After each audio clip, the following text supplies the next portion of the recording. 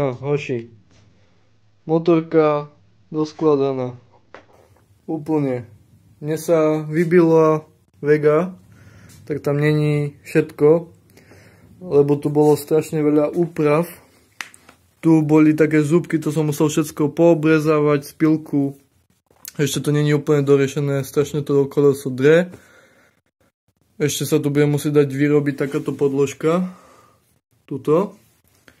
A sa to bude musieť trošku ináč prerobiť. Vidla je hrubšia, dlhšia, takže paráda, luxus.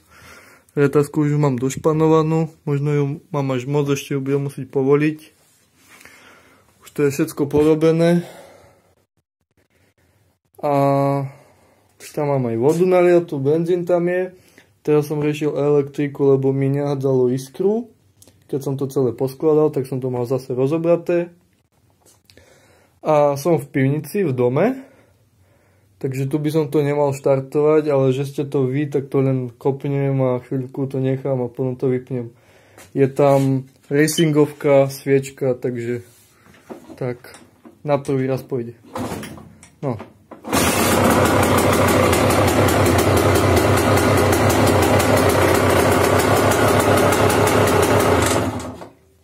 Brutalita. A úplne také tichučké to je, keď tam je tá nová vata. To tak nezjape iba.